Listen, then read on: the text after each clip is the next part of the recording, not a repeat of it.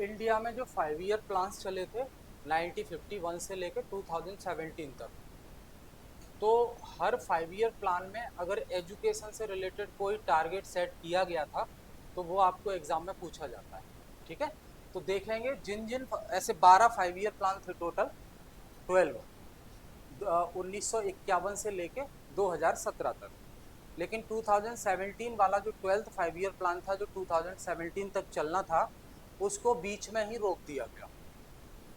2014 में उसको बंद कर दिया जाता है, क्योंकि नरेंद्र मोदी की सरकार आ जाती है 2014 में, और Modi government dissolve the planning commission of India. Bharat का जो योजना आयोग था उसको मोदी गवर्नमेंट ने डिसॉल्व कर दिया, विघटित कर दिया, भंग कर दिया। तो प्लानिंग कमीशन ही रिस्पॉन्सिबल बॉडी थी बिहाइंड 5 ईयर प्लान। तो जब प्लानिंग कमीशन ही खत्म हो गया तो फिर पंचवर्षीय योजनाएं क्यों चलेंगी, तो वो भी वहां पे स्टॉप हो गई। तो आखिरी 5 year plan 12th 5 year plan था। लेकिन अब क्या है, presently NITI Aayog has replaced the body planning commission. आज की डेट में जो नीति आयोग है उसने प्लानिंग कमीशन वाली जो ऑटोनॉमस बॉडी थी उसको रिप्लेस कर दिया है। तो 2015 ऑनवर्ड, 2015 ऑनवर्ड इंडिया में जो प्लानिंग का काम है वो नीति आयोग देखता है। प्लानिंग कमीशन अब डिसॉल्व हो गया है। तो हमें याद क्या रखना है, केवल एजुकेशन वाला अगर कोई बात हुई होगी 12 5 ईयर प्लान में, वो सिर्फ हमें याद रखना है, बाकी कुछ नहीं। ठीक है, फर्स्ट 5 ईयर प्लान 1951 से 56 सभी नहीं पढ़ेंगे, कुछ में कोई काम नहीं हुआ है तो वो हम स्किप कर देंगे। गोल क्या था और एजुकेशन से रिलेटेड क्या चीजें हुई,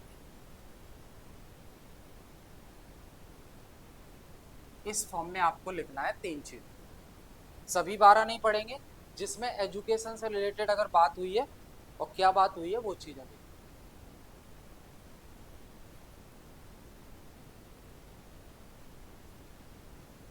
फर्स्ट 5 ईयर प्लान का वैसे गोल तो रखा गया था टारगेट के एग्रीकल्चरल डेवलपमेंट।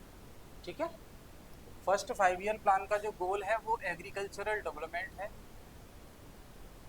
कृषि का विकास। लेकिन एजुकेशन के लिए इन 5 साल में क्या टारगेट रखा गया स्पेशली, तो 5 IIT इस्टेब्लिश करनी, फर्स्ट 5 ईयर प्लान। तो यह क्वेश्चन अगर पूछा जाए कि इंडिया में फर्स्ट टाइम 5 IIT के लिए गोल सेट किया गया था कि 5 IIT हमें इस्टेब्लिश करने फर्स्ट टाइम, इससे पहले IIT नहीं चलते थे, तो वो कौन से 5 ईयर प्लान में ये टारगेट रखा गया था, तो फर्स्ट 5 ईयर प्लान में रखा गया था। 5 ईयर प्लान इसे इसलिए बोलते हैं क्योंकि 5 5 साल की योजना है।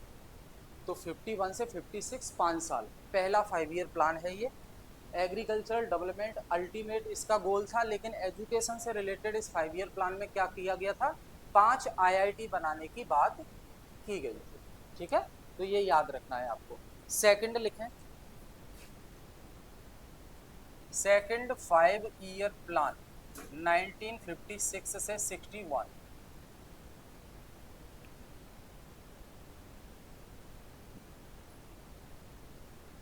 सेकंड 5 ईयर प्लान का जो गोल था, जैसे फर्स्ट का एग्रीकल्चर था, इसका गोल था इंडस्ट्रियल डेवलपमेंट, औद्योगिक विकास। एजुकेशन से रिलेटेड क्या बात हुई सेकंड 5 ईयर प्लान में, तो 3 साल के डिग्री कोर्स का इंट्रोडक्शन किया गया इंडिया में, introduction of 3 years degree course education से रिलेटेड, 3 इयर्स डिग्री कोर्स, 3 साल का डिग्री कोर्स इंट्रोड्यूस किया गया। इसके अलावा लाइब्रेरी जो इंडिया में है और लेबोरेटरीज हैं रिसर्च वर्क के लिए, उनको और ज़्यादा प्रमोट करने की बात की गई। तो लिख लो, improvement in libraries and laboratory.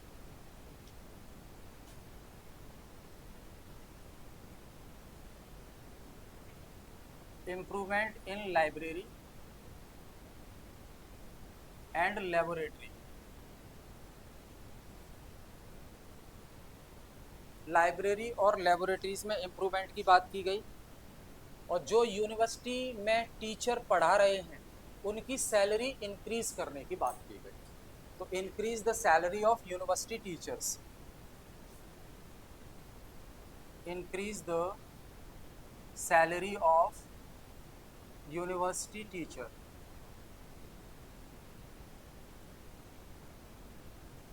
ये तीन बातें सेकंड 5 ईयर प्लान में एजुकेशन से रिलेटेड की गई।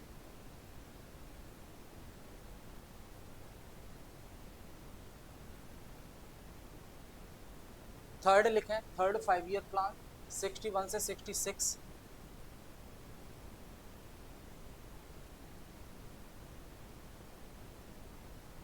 सिक्सटी वन से 66 गोल इसका था economic independence and self reliance. Economic independence and self reliance, आत्मनिर्भरता और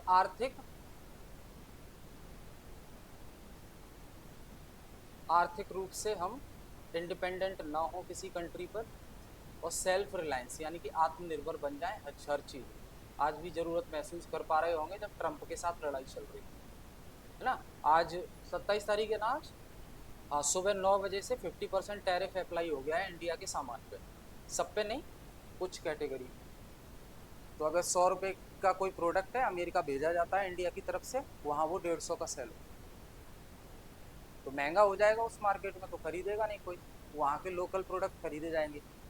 तो इनडायरेक्टली बैन करना ही हो गया, टैरिफ बढ़ाना। हाँ, तो इसी बीच जो है कल गुजरात में जो मारुति सुजुकी का जो इलेक्ट्रिक व्हीकल जो कार हैं उनकी लॉन्चिंग की है नरेंद्र मोदी ने। वो वर्ल्ड में लगभग 100 देशों में एक्सपोर्ट की जाएंगी, बनेंगी इंडिया में और एक्सपोर्ट की जाएंगी अलग अलग 100 देशों में। तो ये मेक इन इंडिया के अंडर में इसको लॉन्च किया है कल मारुति सुजुकी का जो प्लांट है जो इलेक्ट्रिक व्हीकल बनाएगा, ईवी।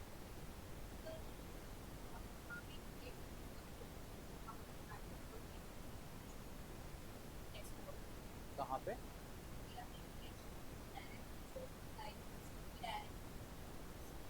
नहीं, जैसे टैरिफ किस पे लग रहा है? इंडिया का सामान जो वहां जा रहा है, हाँ, तो वहां महंगा हो गया इंडिया का सामान, मतलब जो लॉस हो रहा है,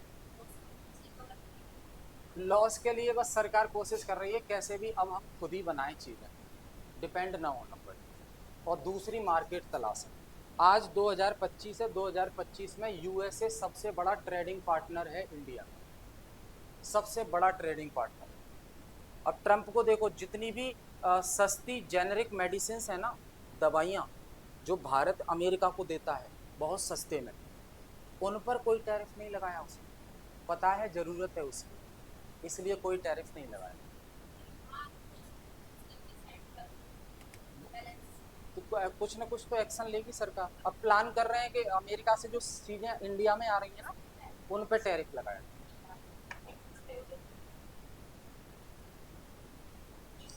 इसका एजुकेशन के लिए गोल लिख लो,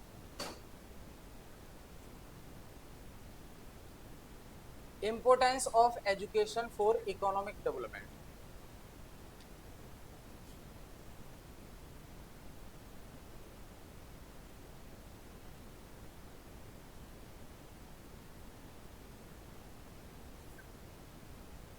importance of education for economic development, आर्थिक विकास के लिए शिक्षा के महत्व पर ध्यान देना, फोकस करना।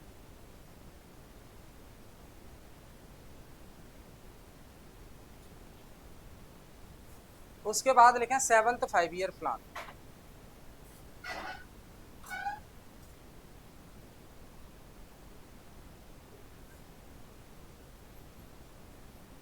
सेवेंथ 5 ईयर प्लान,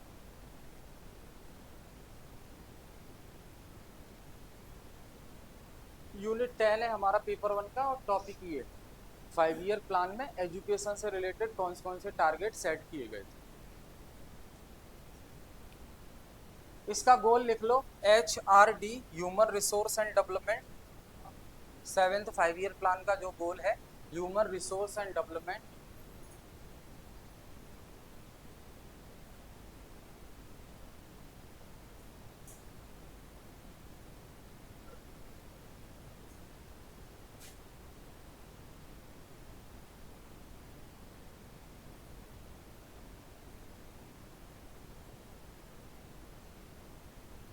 इसमें भी HR, human resource and development.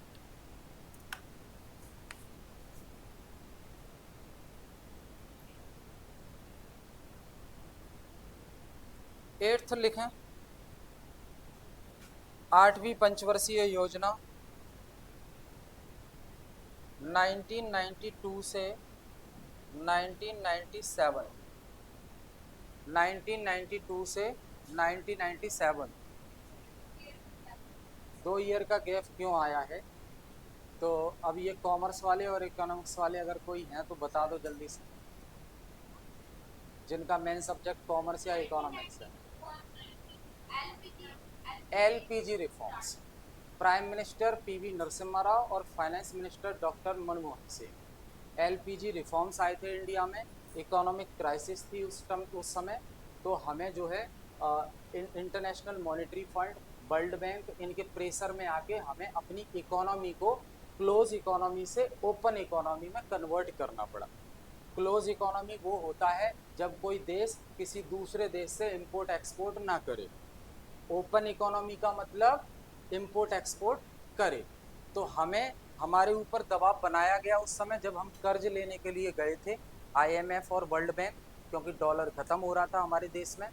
तो जब हम कर्ज लेने के लिए गए तो उन्होंने प्रेशराइज किया कि आप अपनी इकोनॉमी में LPG रिफॉर्म्स लेकर आओ, लिबरलाइजेशन, प्राइवेटाइजेशन, ग्लोबलाइजेशन। तो ये जो LPG रिफॉर्म्स हैं इन्हें इकोनॉमिक रिफॉर्म्स भी कहते हैं, ये कंट्री में आई, इसलिए 2 साल तक ये इकोनॉमिक इनस्टेबिलिटी की वजह से कोई नया 5 ईयर प्लान नहीं चला देश में, क्योंकि पंचवर्षीय योजना में लगता है पैसा। अगर आप 5 साल के लिए कोई टारगेट सेट करोगे तो उस टारगेट को अचीव करने के लिए फंड रखोगे या नहीं रखोगे? तो पैसा तो है ही नहीं, इसलिए उन 2 साल में कोई नया 5 ईयर प्लान नहीं चलाया।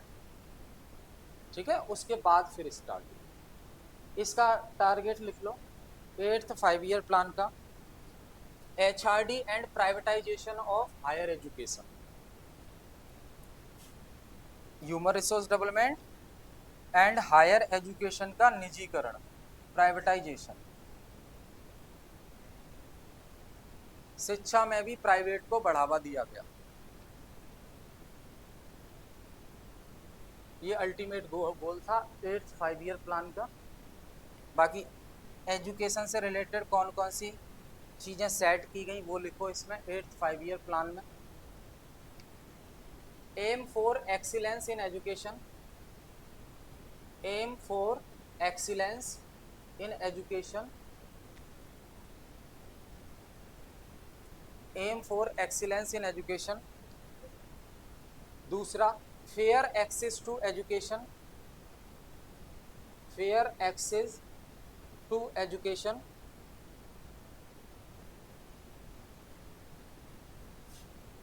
Improve university management, university management को इम्प्रूव करना।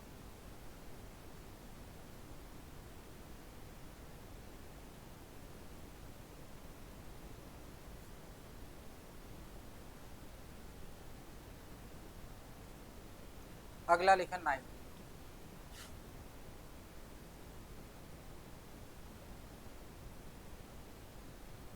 1997 से 2002, गोल इसका social justice and equity,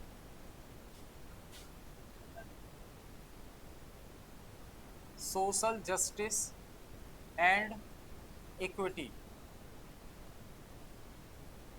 social justice and equity.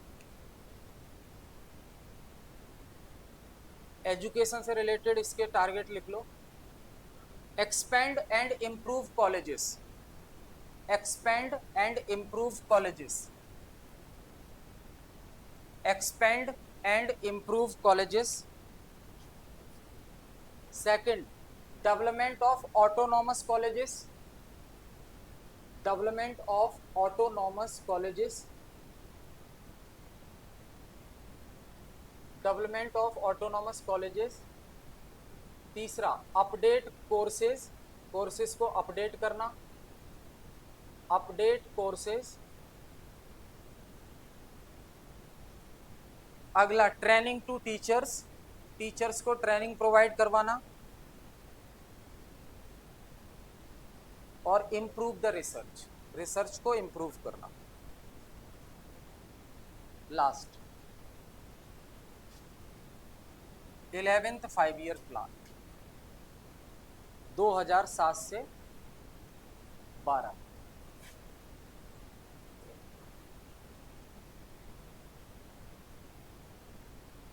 2007 से 12 11th गोल इसका इंक्लूसिव ग्रोथ, समावेशी विकास, समावेशी वृद्धि, इंक्लूसिव ग्रोथ,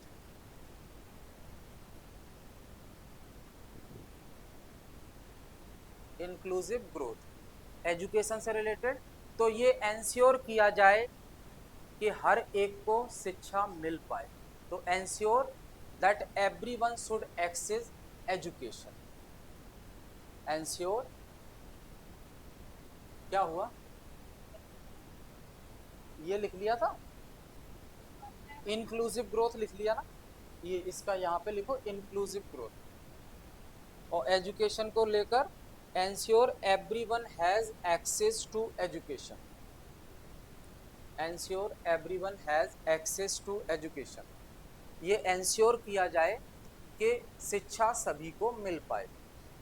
ठीक है, बस।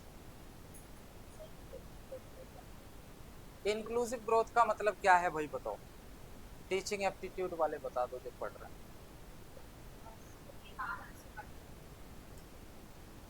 पता है आप बता दो।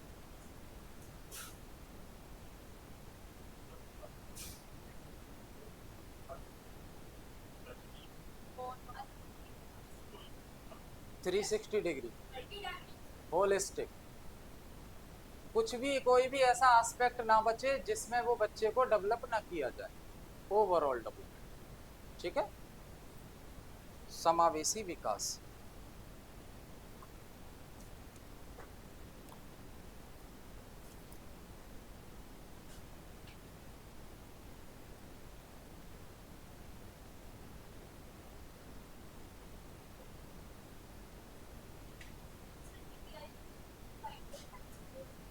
नहीं, फिर वो प्लानिंग कमीशन ही हो जाएगा, फिर तो नाम बदलना, फिर उसका जरूरत क्या पड़ा।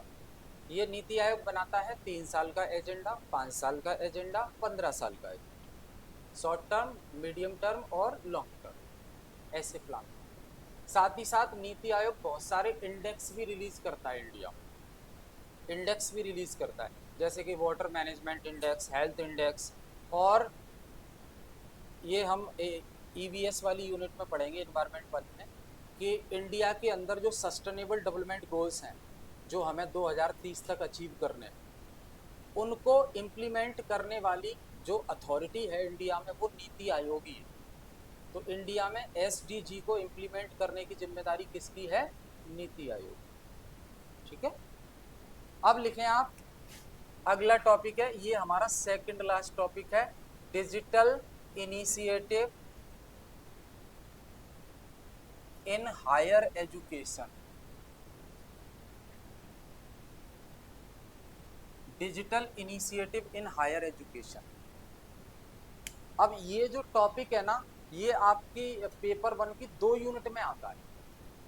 एक है आईसीटी, आईसीटी वाला जो यूनिट है, और एक है हायर एजुकेशन, दोनों में ये टॉपिक है।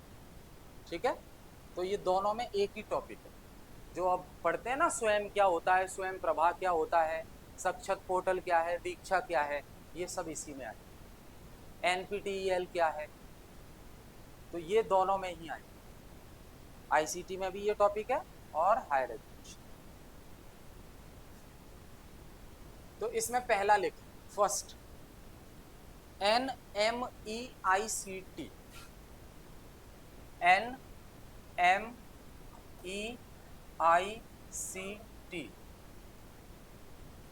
NMEICT 3 फरवरी 2009 को इसको शुरू किया गया।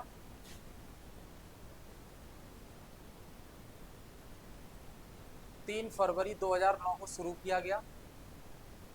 फुल फॉर्म नोट करो इसका, national mission on education, national mission on education national mission on education through ICT, through ICT, information and communication technology. National mission on education through ICT, ICT मतलब information and communication technology, government of India के द्वारा इसको शुरू किया गया था।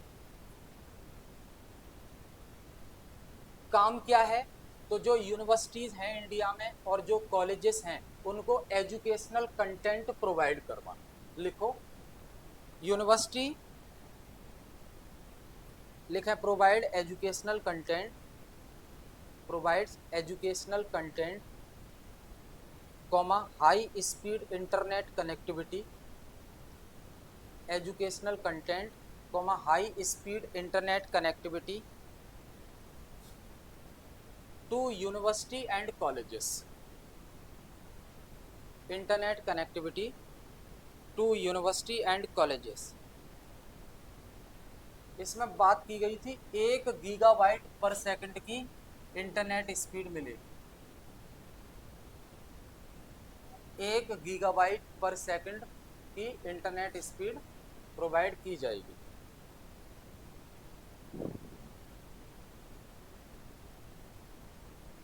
ठीक है, सेकंड लिखें CEC, CEC the consortium for educational communication,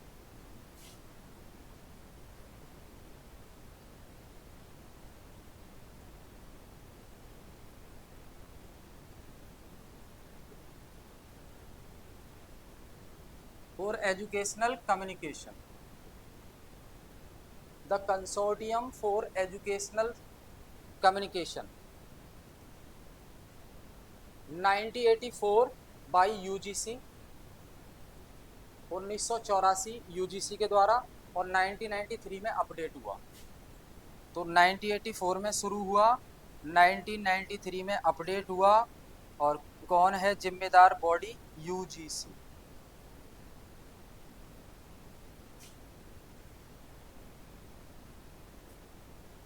तो ये इसका मकसद था टीवी का यूज करो और आईसीटी का यूज करो लर्निंग मटेरियल प्रोवाइड करने के लिए कॉलेजेस और यूनिवर्सिटी को। तो its goal is to use, its goal is to use TV, television and ICT to help learning need, to help learning need of university and colleges.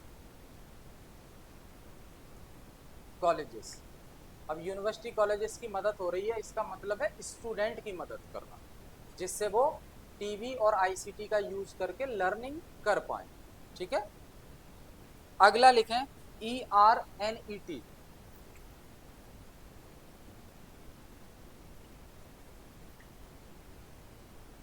ERNET education and research network, education and research network 1986, education and research network 1986, education and research network 1986 under ministry of electronics and IT. कौन सा मंत्रालय के under में है ये? Under ministry of electronics and IT, under ministry of electronics and information technology, IT. ये India का non profit organisation है, इंडियाज नॉन प्रॉफिट ऑर्गेनाइजेशन।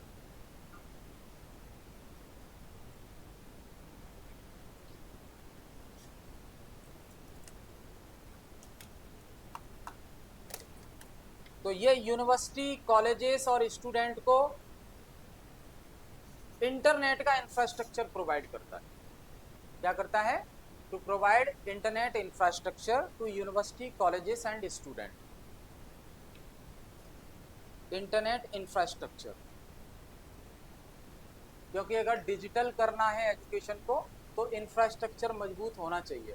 अब सरकार एनईपी में बात तो करती है कि आईसीटी के बिहाफ पर एजुकेशन प्रोवाइड करो, लेकिन सरकारी स्कूल की हालत देखिए बहुत सी जगह वहां पे जो वो बोर्ड है ब्लैक बोर्ड वो अच्छा नहीं है, तो वहां डिजिटल कैसे हो जाएगा? तो पहले तो इंफ्रास्ट्रक्चर पे फंड खर्च करना पड़ेगा, इंफ्रास्ट्रक्चर बिल्ड करना पड़ेगा आपको, देन आप वो सर्विस इस्तेमाल कर सकते हो। ठीक है, तो ये जो एजुकेशन एंड रिसर्च नेटवर्क है ये आपका टेक्नोलॉजी वाला इंफ्रास्ट्रक्चर प्रोवाइड करने में मदद करे। ठीक है, लिख दिया? आगे लिखो अगला।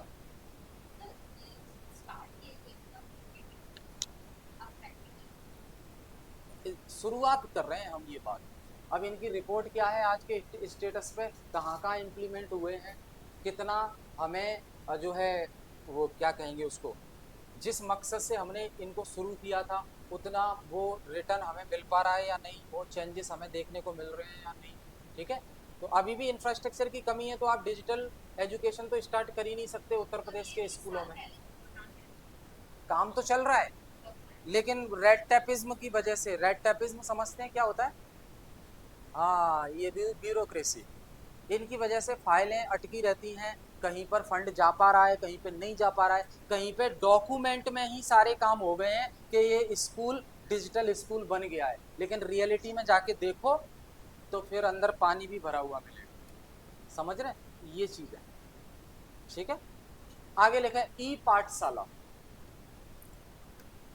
ई पाठशाला 2015।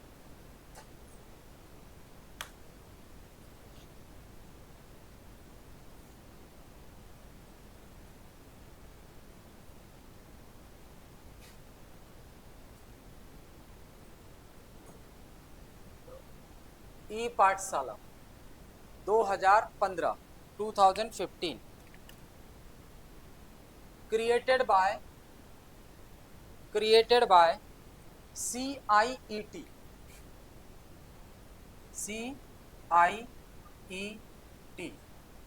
Created by CIET। Full form लिखें इसका, central institute of educational technology, central institute of educational technology,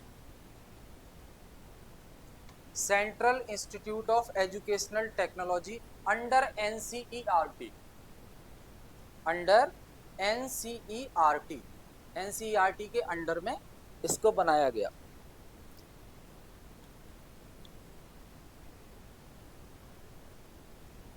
It is an online hub for learning in India. It is an online hub for learning in India.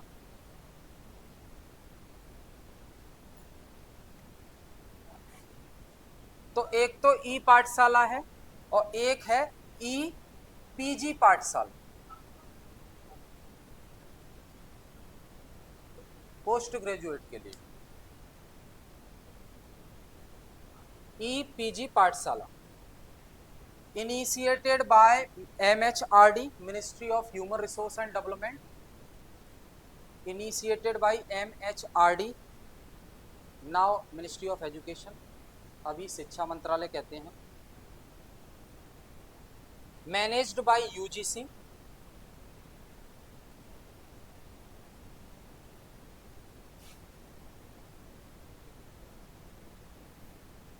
Under NMEIC, जी under NMEICT, national mission on education through ICT, इसके under में ये काम कर रहा है। बहुत सी ऐसे इनिशिएटिव आए हैं जो इसी के अंडर में रखे गए हैं। ये आपका मेन मिशन है, national mission on education through ICT के एप्लीकेशन का प्रयोग करके एजुकेशन प्रोवाइड करना, उसके बिहाफ पर ये मिशन स्टार्ट किया गया इंडिया में। और इसके बाद इसमें बहुत सारे जो सब मिशन हैं, छोटे छोटे मिशन, वो इसी के अंडर में डाल दिए गए हैं, मेंशन कर दिए गए हैं। तो ये जो ई पीजी पाठशाला है ये भी इसी मिशन के अंडर में है, इसी का हिस्सा है ई पीजी पाठशाला। ठीक है, MHRD या मिनिस्ट्री ऑफ एजुकेशन 2009, 2009।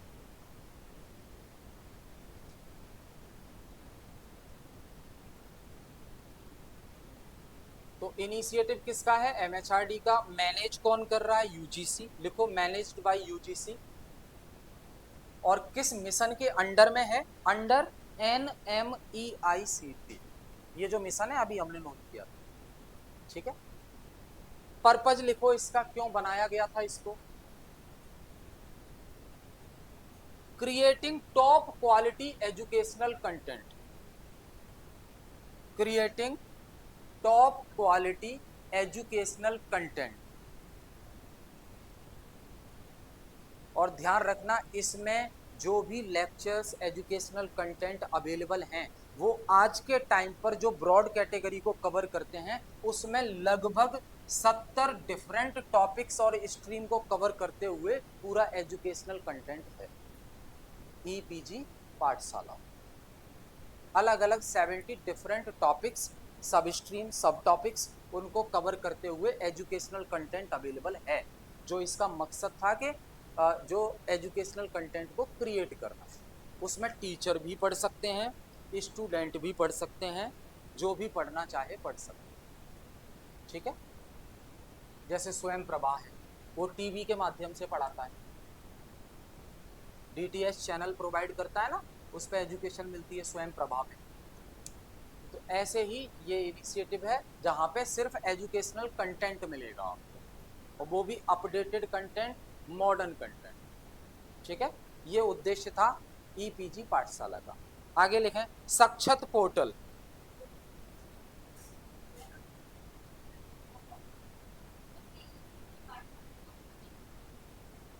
किसका?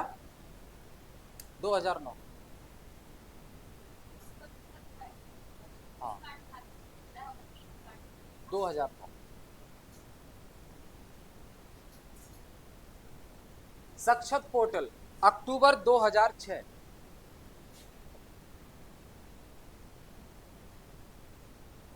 साक्षात portal October 2006, launched by ministry of education, शिक्षा मंत्रालय के द्वारा शुरू किया गया।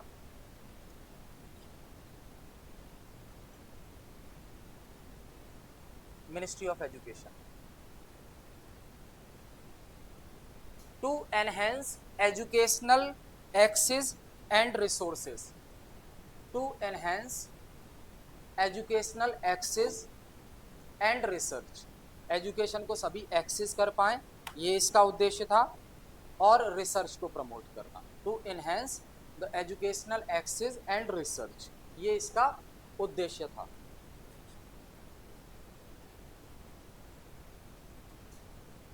It provide wide learning of, it provide wide e-learning tools, it provide wide e-learning tools, online courses,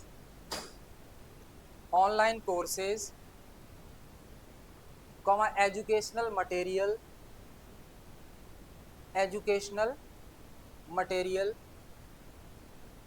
तीनों के लिए, for student, for teacher, for researchers, तीनों के लिए। For student comma teachers and researchers, जो रिसर्च में इन्वॉल्व हैं उनके लिए भी कंटेंट अवेलेबल मिलेगा, टीचर के लिए भी कंटेंट मिलेगा, अपना प्रोफेशनल डेवलपमेंट करने के लिए और अपने कोर्स में अपने आप को अपडेट करने के लिए, और स्टूडेंट के लिए तो मिलेगा ही। तो तीनों के लिए यहाँ पे एजुकेशनल कंटेंट, ऑनलाइन कोर्सेज सब मिलेगा। तो आपका जो भी जिस भी विषय में इंटरेस्ट है उस विषय के ऑनलाइन कोर्सेज और वीडियो लेक्चर और जो अपडेटेड कोर्स है वो यहाँ पे देख सकते हो, ठीक है। आगे लिखें NEAT, NEAT 2022, फुल फॉर्म लिखें इसका, national educational alliance, national educational alliance for technology, national educational alliance for technology किसके द्वारा शुरू किया गया? By MHRD, ministry of human resource and development, by MHRD।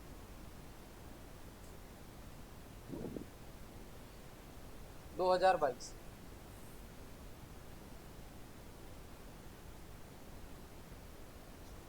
NEET एक ऐसा प्रोग्राम है जो आर्टिफिशियल इंटेलिजेंसी का यूज करता है और कंटेंट को और ज्यादा प्रोफेशनल बनाने। लिख लो, NEAT is a programme that uses AI। NEAT is a programme that uses AI, artificial intelligence, to make learning content more professional, to make learning content more professional according to students need, according to students need, student की ज़रूरत के हिसाब से educational content को ज़्यादा professional बनाना, ये NEET programme का काम है। और ऐसा करने के लिए नीट किसकी हेल्प लेता है? तो नीट AI का यूज करता है, इनबिल्ड है। नीट जो प्रोग्राम है ना, इसमें AI इनबिल्ड है, ठीक है। तो ये हो गया एक इनिशिएटिव जो MHRD के द्वारा 2022 में शुरू किया। अगला लिखें सारांश।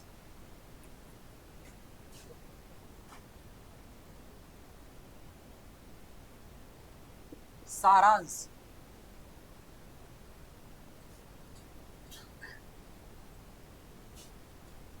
सारांश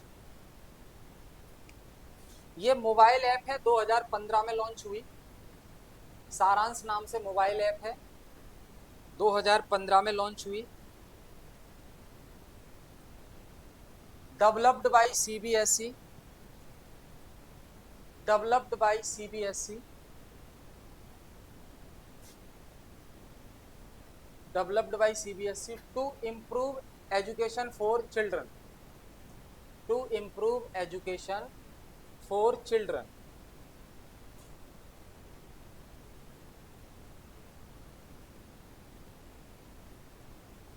ये जो सारांश ऐप है, इसमें पेरेंट्स भी ऐड रहेंगे बच्चों के, और स्कूल की जो रिस्पॉन्सिबल अथॉरिटी है, फॉर एग्जांपल हम मान के चलते हैं क्लास टीचर, तो क्लास टीचर भी ऐड रहेंगे और पेरेंट्स भी बच्चे के ऐड रहेंगे। क्लास टीचर बच्चे की जो परफॉर्मेंस रिपोर्ट है और उससे रिलेटेड जो इम्पोर्टेंट डेटा है वो सारांश ऐप पर अपडेट करेगी, पेरेंट्स उसको चेक कर सकते हैं। तो जो परफॉर्मेंस रिपोर्ट आ रही है बच्चे की, जो एनालिसिस आ रहा है लास्ट 3 मंथ का, 6 मंथ का, या 1 ईयर का, या प्रीवियस ईयर का, उसके बिहाफ पर पेरेंट्स बच्चे के बारे में एक बेटर डिसीजन ले पाए आगे के लिए, उसमें हेल्प करेगा ये सारांश है, ठीक है। तो बच्चे पे ये जिम्मेदारी ना थोप दें कि आपको यही इसी स्ट्रीम में आगे बढ़ना है। उनका परफॉर्मेंस रिपोर्ट आप पहले चेक कर लो, टीचर के स्टाफ के साथ पेरेंट्स मिलकर डिस्कस कर लें उस चीज को। तो ये ओवरऑल जो इनिशिएटिव है, ये हेल्प करेगा बच्चे के जो फ्यूचर के लिए बेटर डिसीजन लेने, ठीक है। लिख लो इसको, it helps schools and parents, it helps school and parents work together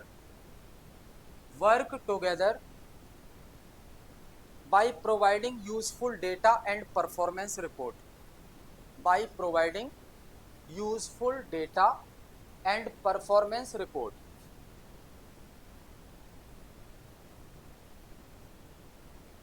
to make decision about students education, to make decision about students education, बच्चे की शिक्षा आगे किस डायरेक्शन में जानी चाहिए ये तय करो, उसकी करंट की परफॉर्मेंस को चेक करके, और प्लस पिछले कुछ टाइम की जो एवरेज परफॉर्मेंस आ रही है और 3-3 महीने वाली परफॉर्मेंस आ रही है उसको चेक करके, उस पर जबरदस्ती मत करो कि आपको ये स्ट्रीम में जाना ही है।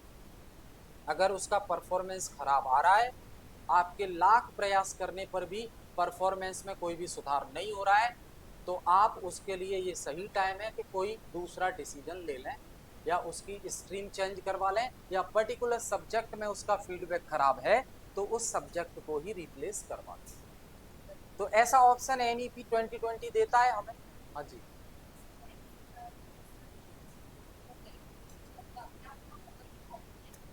सारांश ऐप पर सभी स्कूल रजिस्टर्ड होंगे। इस जो स्कूल हैं उनमें जिनके बच्चे पढ़ रहे हैं वो स्कूल वाले अपनी अपनी आईडी उसको देंगे, लॉग इन करें। ठीक है, तो उससे रिपोर्ट, ऐसा नहीं है कि जैसे मैं हूं तो मैं अपनी बेटी की परफॉर्मेंस रिपोर्ट देखूंगा तो मुझे जिस स्कूल में बच्ची पढ़ रही है वो ही आईडी, लॉगिन आईडी और पासवर्ड इंटीग्रेटेड। सारांश, समराइज, समझ रहे हैं ना पूरा ओवरऑल।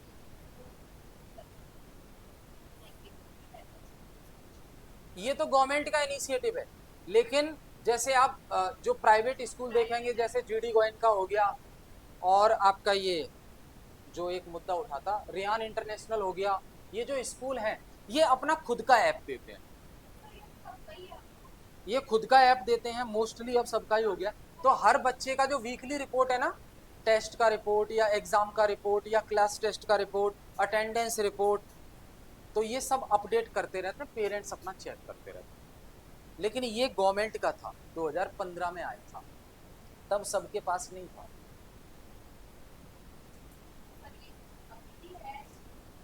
हाँ, लेकिन इंपोर्टेंस लोग नहीं देते ना, अपना खुद का बनवा लेते। अगला लिखें, शाला सिद्धि। शाला मतलब स्कूल, शाला सिद्धि पाठशाला वाला, शाला सिद्धि 2015।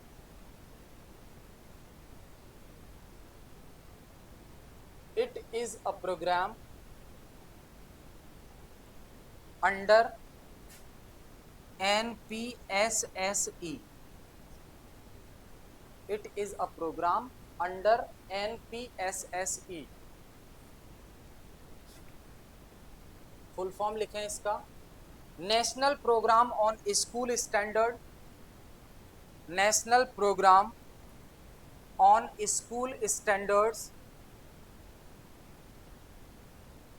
School standard and evaluation, school standard and evaluation. एक ही उद्देश्य, स्कूल में क्वालिटी एजुकेशन को इम्प्रूव करना, स्कूल में जो एजुकेशन है उसको क्वालिटेटिव एजुकेशन बनाना। तो लिख लो, designed to enhance, designed to enhance the quality of school education, the quality of school education in India.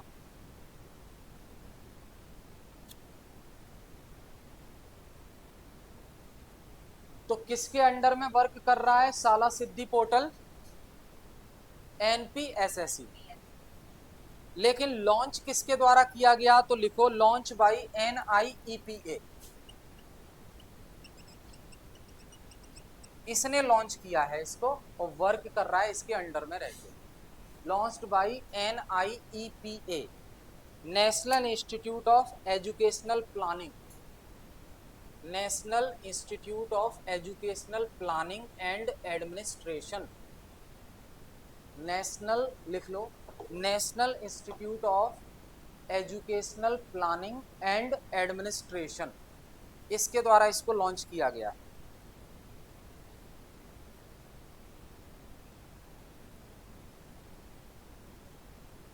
ठीक है, आगे ई आचार्य,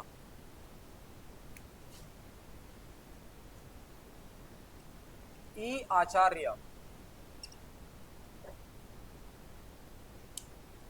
2009, एक ऑफलाइन आचार्य एक इलेक्ट्रॉनिक आचार्य। Offline, sorry 2009। तो it is an online platform developed under developed under वो NMEICT, किसके under में develop किया गया है? NMEICT, national mission on education through ICT, उस मिशन के अंडर में ही इसे डेवलप किया गया है।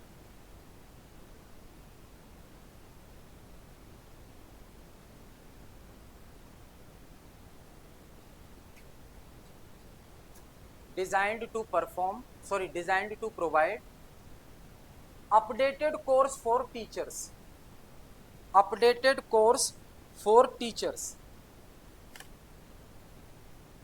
designed to provide updated courses for teachers, जिससे टीचर का प्रोफेशनल डेवलपमेंट हो सके और वो भी अपडेट हो सके। ई आचार्य। अगला लिखें ARPIT, ARPIT, ARPIT 2018 by MHRD, 2018 by MHRD, full form annual refresher program for in teaching, annual refresher program in teaching.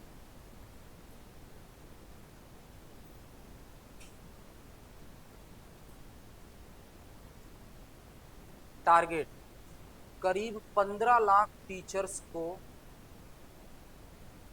Education में ट्रेनिंग देना, अराउंड 15 लाख टीचर्स को हायर एजुकेशन में ट्रेनिंग देना।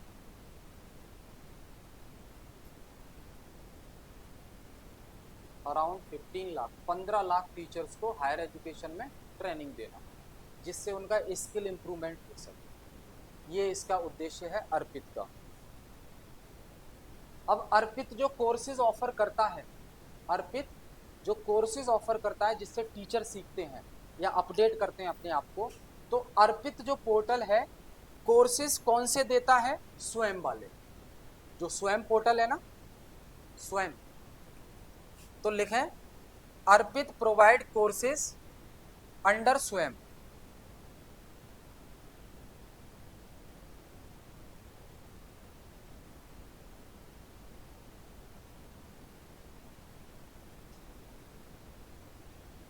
क्या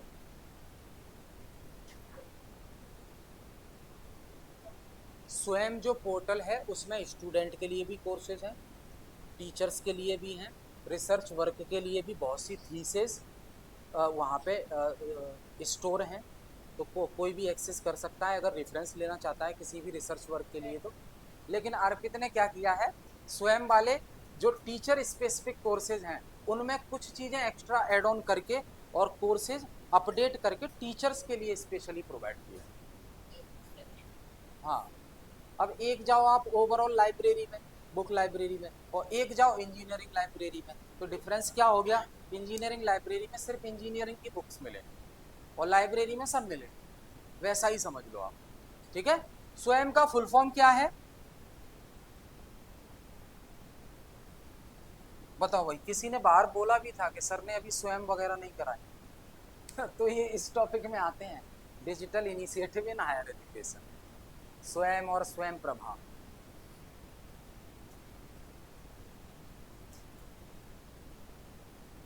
फिर मैंने प्रभास सर से बोला, मैंने कहा आपको कराना चाहिए, आईसीटी में भी तो आता है।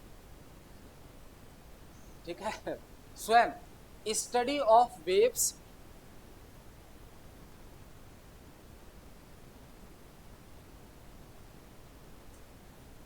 To aspiring young minds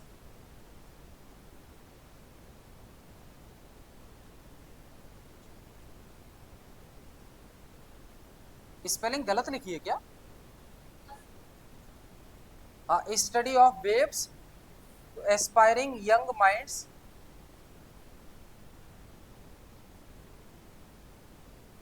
study of waves for aspiring young minds.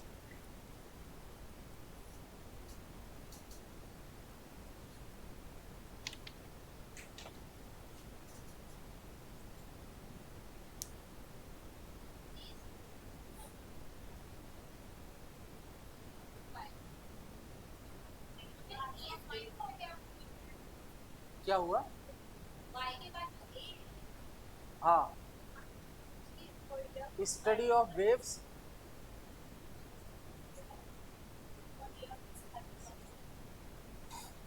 अच्छा अच्छा अच्छा अच्छा, ठीक है ठीक है ठीक है ठीक है ठीक है ठीक है।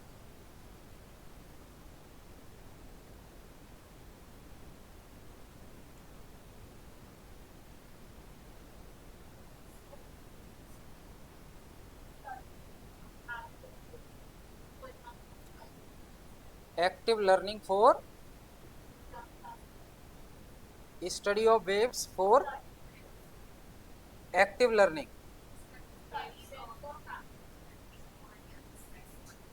हाँ, वही कंफ्यूजन हो रहा था।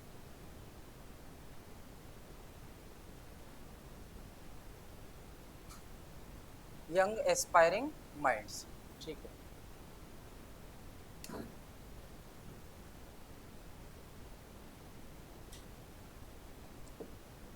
आगे लिखें दीक्षा पोर्टल, ठीक, लिख लो।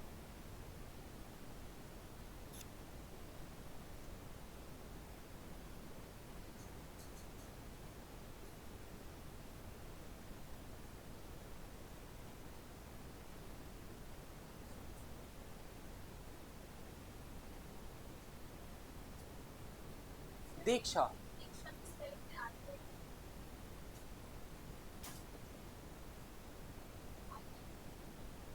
दीक्षा पोर्टल, सितंबर 2017, सितंबर 2017।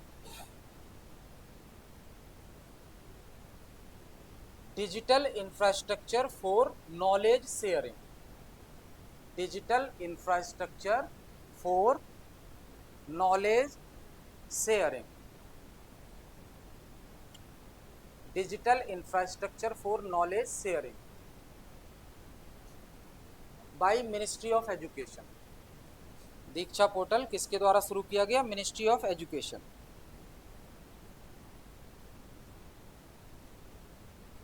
यहाँ पे teacher can access high quality educational content, teachers can access high quality educational content for professional development, high quality educational content for professional development. अब ये टीचर्स के लिए है, तो जो डेटा है उसमें ये बताया गया है कि करीब 80 लाख टीचर इस पर रजिस्टर्ड है। 80 लाख जो टीचर्स हैं वो रजिस्टर्ड हैं। 80 लाख रजिस्टर्ड यूजर्स हैं इस पर, इस पोर्टल पे, जहां पे टीचर्स के लिए high quality educational content available कराया जाता है ऑनलाइन। अगला लिखें निष्ठा, निष्ठा ऐप किसका? 2017।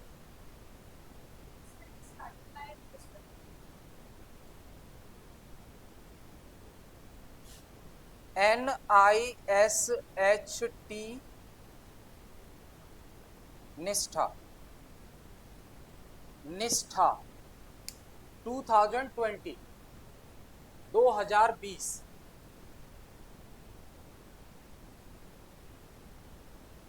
निष्ठा पोर्टल 2020। फुल फॉर्म लिखें इसका, किसका? लिखवाया तो था।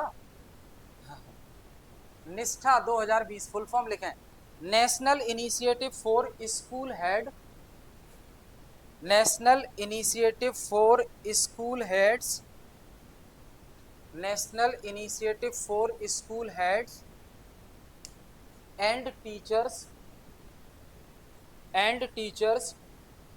होलिस्टिक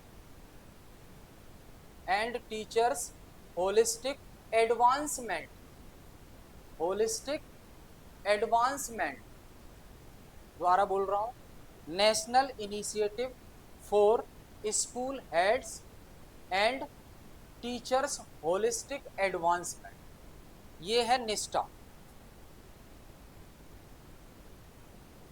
इंडिया में जो सरकारी टीचर है, गवर्नमेंट टीचर, तो अराउंड ये जो निष्ठा है इसमें टारगेट रखा गया 2020 में, इसके और वर्जन आए, निष्ठा 1.0, 2.0, 3.0, 4.0 ये वर्जन आए अपडेटेड। लेकिन जो 2020 वाला निष्ठा है प्रोग्राम, इसमें अराउंड 42 लाख गवर्नमेंट टीचर को ट्रेनिंग देने का काम किया गया। ट्रेनिंग ट्रेनिंग दी गई। अब पार्टिसिपेट किया या नहीं किया वो बात अलग।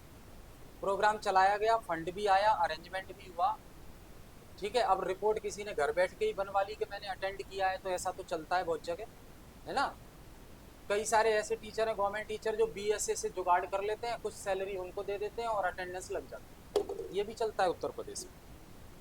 तो लिखो, it is a training program, it is a training program designed to improve, it is a training program designed to improve the skills of 42 lakh government teachers in India। 42 lakh government teachers in India. Bharat में 42 लाख सरकारी शिक्षकों को कौशल की training देना, skill की training देना, इसके लिए ये प्रोग्राम शुरू किया गया था।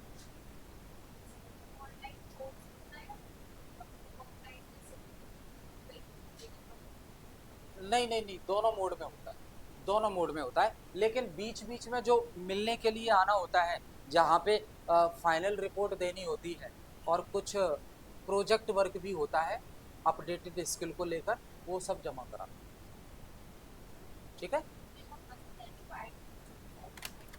वो सर्टिफिकेट मिलता है कि हमने निष्ठा में ट्रेनिंग की है, एक सर्टिफिकेट मिल जाएगा।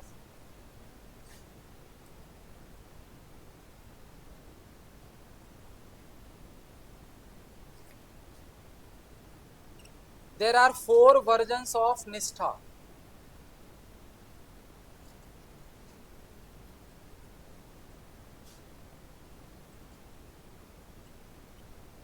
निष्ठा 1.0, 2.0, 3.0, 4.0, ये 4 वर्जन निष्ठा के आए। 2020 में तो इनिशिएट हुआ, उसके बाद वर्जन आए। तो निष्ठा 1.0 अगस्त 20, वही लिख लो साइड से बस, निष्ठा 1.0 अगस्त 20, ये तो हमारा पहला वाला ही हो गया। इसमें प्राइमरी और अपर प्राइमरी टीचर्स पे फोकस किया गया था, प्राइमरी और अपर प्राइमरी। हाँ,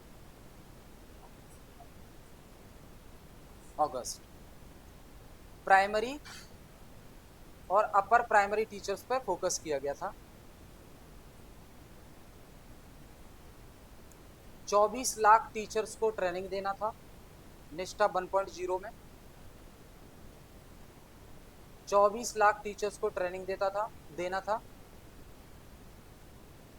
अराउंड 30 स्टेट्स प्लस यूटी,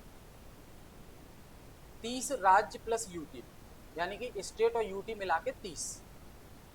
और जो ट्रेनिंग दी जा रही है वो टीचर और प्रिंसिपल दोनों शामिल है, ध्यान रखना। जो ट्रेनिंग दी जा रही है ना, वो टीचर्स को भी और उस प्राइमरी स्कूल का जो प्रिंसिपल है उसको भी ट्रेनिंग दी जा रही है।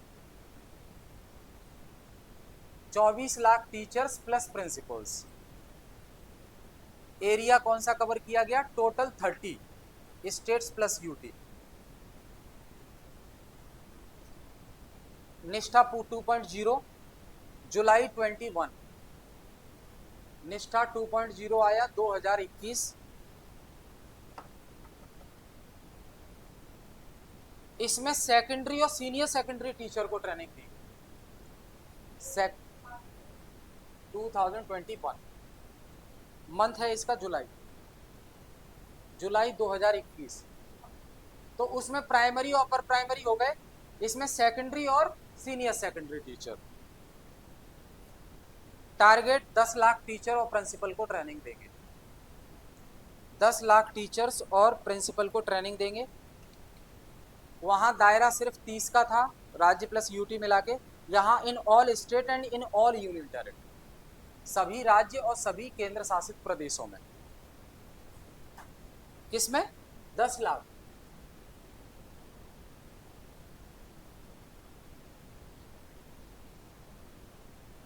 फिर 3.0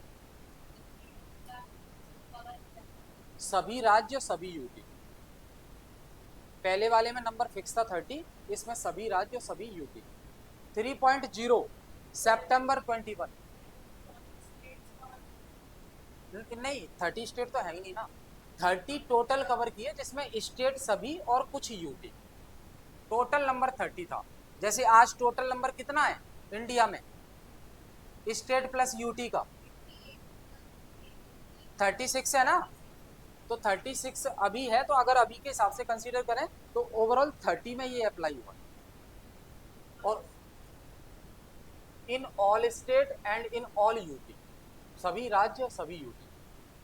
और निष्ठा 3.0 लिखो सितंबर 2021, सितंबर 2021।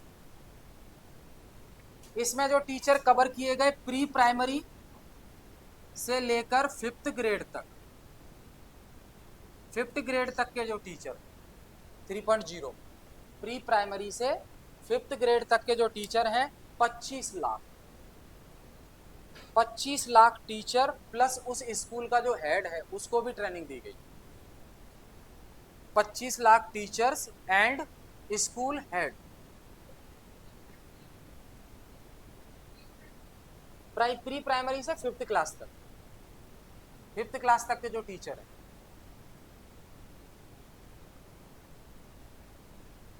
और निष्ठा 4.0 अपकमिंग है, निष्ठा 4.0 अपकमिंग है।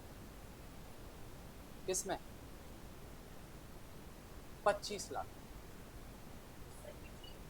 स्कूल हेड इंक्लूड है इसमें 25 लाख में, टीचर प्लस स्कूल के हेड। निष्ठा 4.0 अपकमिंग, जिसमें 25 लाख लोगों को दी जाएगी सभी स्टेट में और सभी यूटी।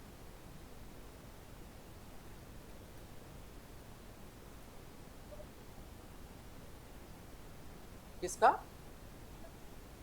नहीं इसमें एरिया नहीं है, ओवरऑल है प्री प्राइमरी टीचर से लेके 5th ग्रेड तक।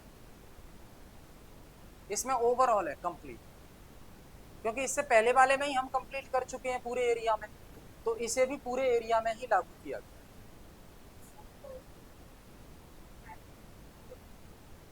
हाँ 25 लाख। किसमें? हाँ हाँ 5th ग्रेड तक। ठीक है, इसके बाद लिखें आप NAD national academic depository, national academic depository NAD national academic depository 9 जुलाई 2017। National academic depository.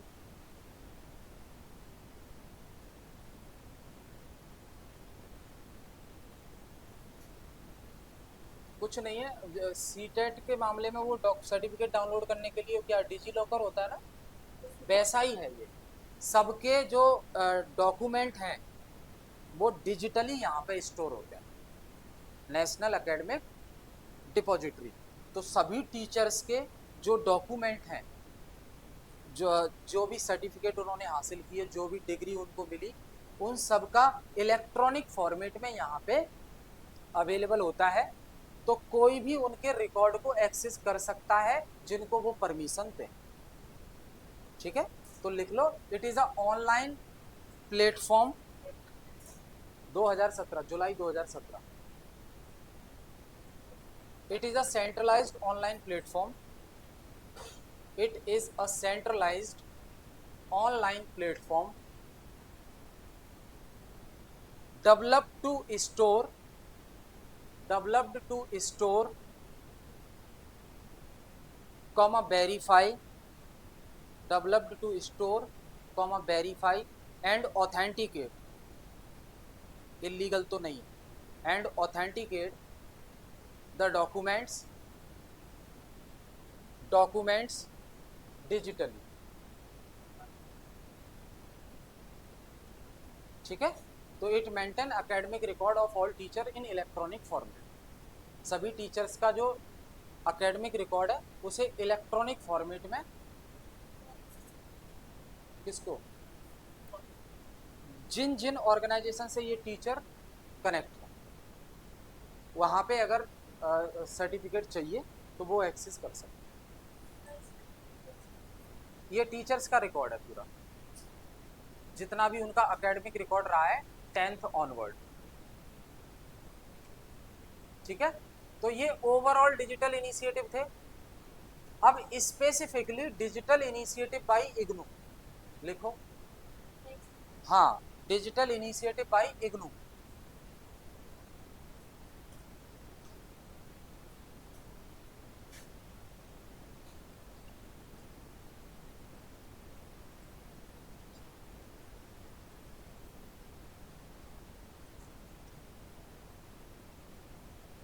Digital initiative bye IGNOU.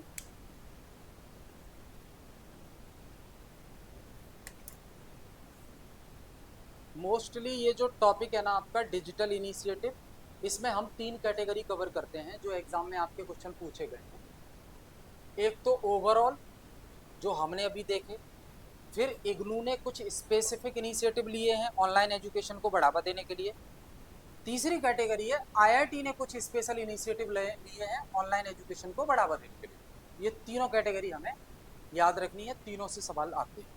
ठीक है, तो ये है second category digital initiative bye IGNOU. तो पहला लिखो ज्ञान दर्शन।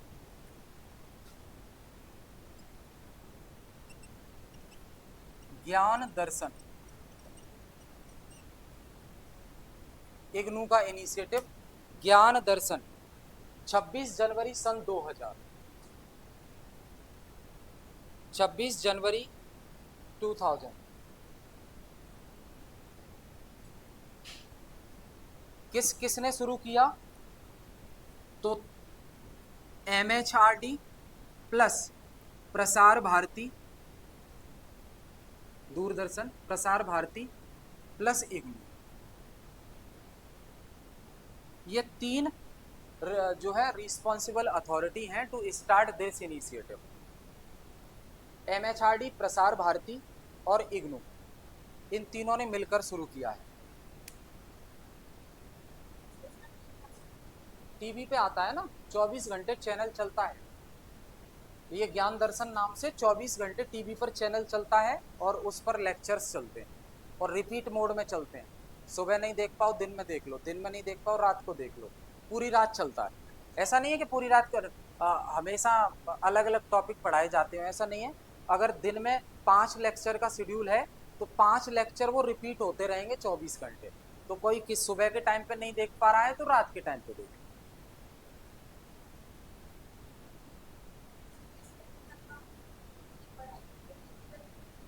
जब इग्नू ने किया है तो हायर एजुकेशन के लिए। ठीक है, तो मकसद क्या है? It support distance learning. जो डिस्टेंस लर्निंग लेकर बैठे हुए जो डिस्टेंस लर्नर हैं उनको सपोर्ट करने के लिए ये बनाया गया। It is a 24 hours educational channel. It is a 24 hours educational TV channel. अगला लिखें ज्ञान वाणी।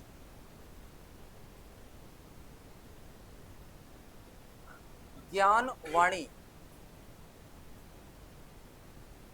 तो वाणी से समझ जाइए ये टीवी पर ब्रॉडकास्ट नहीं होगी, इसका ऑल इंडिया रेडियो पर ब्रॉडकास्टिंग होगी, एयर किया जाएगा इस प्रोग्राम को।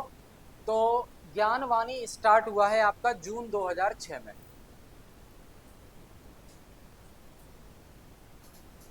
जून 2006।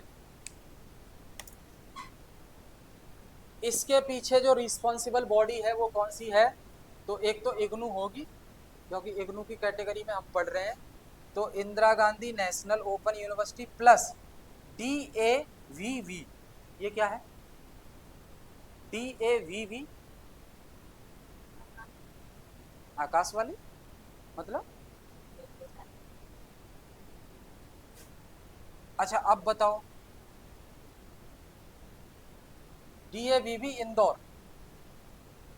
देवी अहिल्या बाई विश्वविद्यालय, देवी अहिल्याबाई विश्वविद्यालय इंदौर, इंदौर यूनिवर्सिटी है ये, देवी अहिल्याबाई विश्वविद्यालय इंदौर, DAVV, देवी अहिल्याबाई विश्वविद्यालय, DAVV इंदौर। इन दोनों ने मिलकर ज्ञानवाणी प्रोग्राम शुरू किया है। ये एक FM चैनल है और इसकी फ्रीक्वेंसी है 105.6। ज्ञानवाणी जो चैनल है FM पर, इसकी फ्रीक्वेंसी है 105.6। तो इस फ्रीक्वेंसी पे अगर FM सेट करेंगे तो ज्ञानवाणी नाम का चैनल लग जाएगा FM पर, वहां पे एयर किए जाते हैं एजुकेशनल प्रोग्राम। आगे लिखें ई ज्ञान कोश, ये तो पता ही होगा आपको, बहुत सारे लोग नोट्स डाउनलोड करते होंगे इससे। ई ज्ञान कोश,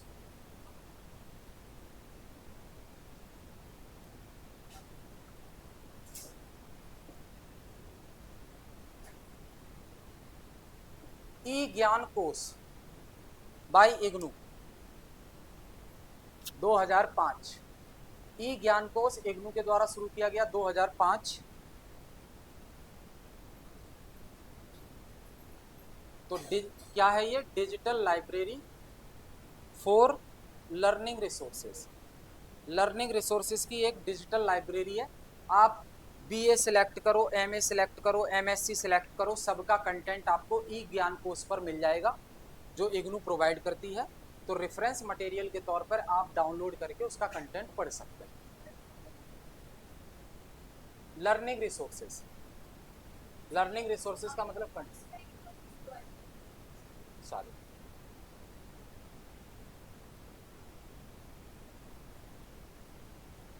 अगला लिखें ज्ञान धारा, ये लास्ट है इग्नू का।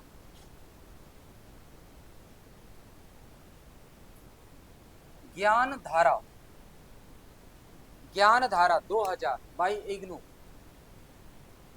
ज्ञान धारा year 2000 started by IGNOU.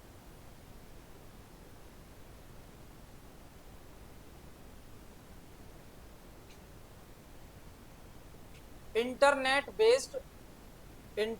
Based audio counselling, internet based audio counselling service, internet based audio counselling service.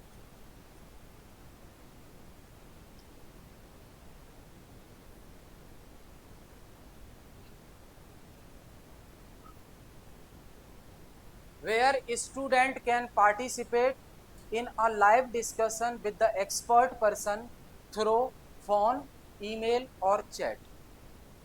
यानी कि अगर लाइव डिस्कशन चल रहा है ना एक्सपर्ट का, तो किसी भी स्टूडेंट की कोई क्वेरी है वो लाइव डिस्कशन में डायरेक्ट पार्टिसिपेट कर सकते हैं वो स्टूडेंट, चाहे तो फ़ोन करके कर लें, क्योंकि वो टोल फ्री नंबर स्क्रीन पे दिखाते हैं, फ़ोन से कर लें या ईमेल करके कर लें और या चैट से कर लें। ठीक है, इंटरनेट बेस्ड क्या है ये? ऑडियो काउंसलिंग सर्विस, जहां पे स्टूडेंट एक्सपर्ट के साथ लाइव डिस्कशन में पार्टिसिपेट कर सकते हैं थ्रू फोन और ईमेल और चैट। जब प्रोग्राम चल रहा है, लाइव डिस्कशन का मतलब क्या होता है? जब प्रोग्राम चल रहा है। ठीक है, अरे दूरदर्शन पे पहले प्रोग्राम नहीं आते थे, DD किसान पे जो चलते थे, किसानों को कोई समस्या है, स्क्रीन पे नंबर दिख रहा है, कॉल करें, और डायरेक्ट बात भी करते थे वो भी ब्रॉडकास्ट ही होता था, साथ साथ लाइव डिस्कशन होता था वो।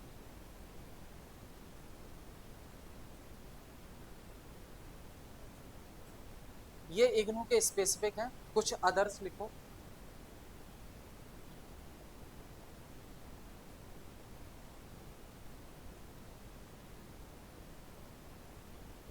शोध गंगा, ये अदर्स में लिखना आप, other initiative.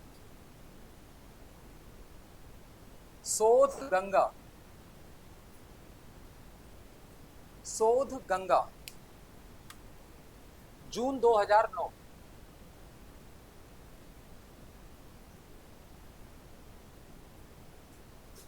Managed by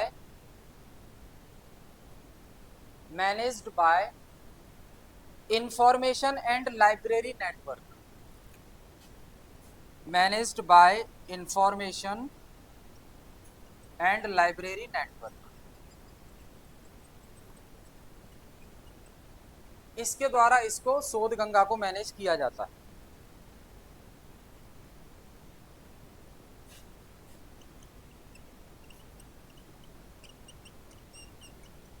short में ये बोलते हैं, ये टर्मिनोलॉजी एक बार क्वेश्चन में ही पूछी गई थी, क्या मतलब है इसका। INFLIBNET information and library network को शॉर्ट में ये लिखा है, और ये डायरेक्ट आपके एग्जाम में पहले आया था, क्वेश्चन की फॉर्मेट में लिखा हुआ था, और उसका जो है पूरा नाम पूछा था उसने। इन फ्लिप नेट यानी कि इंफॉर्मेशन एंड लाइब्रेरी नेटवर्क, इसके द्वारा इसे मैनेज किया जाता है। पूरी इंडिया में अलग अलग रिसर्चर्स के द्वारा जो थीसिस सबमिट की जाती हैं वो यहाँ पे स्टोर होती हैं। अब जो नए रिसर्चर्स आ रहे हैं, पीएचडी कर रहे हैं, उनको अगर कुछ रिफरेंस चाहिए किसी की थीसिस को, वो देखना चाहते हैं, तो वो एक्सेस कर सकते हैं थीसिस को। तो शोध गंगा क्या है? शोध का मतलब ही है रिसर्च। शोध गंगा, और गंगा का मतलब बहुत सारा भंडार है।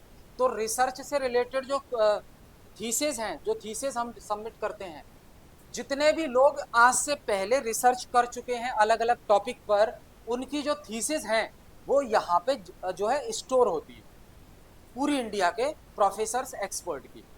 अब उससे फायदा क्या है कि जो आज के बाद आने वाले रिसर्चर्स हैं, उनको अगर कुछ रेफरेंस चाहिए, कुछ वो देखना चाहते हैं, तो वो एक्सेस कर सकते हैं शोध गंगा पर जाकर किसी भी एक्सपर्ट की थीसिस को।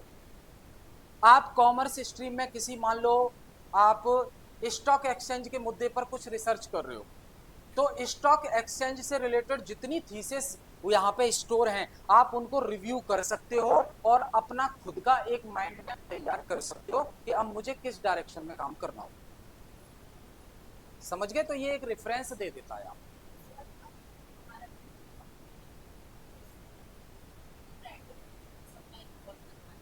किसमें? आप पीएचडी में एनरोल हो जाइए, आप एलिजिबल हो जाएंगे इसमें एनरोल के।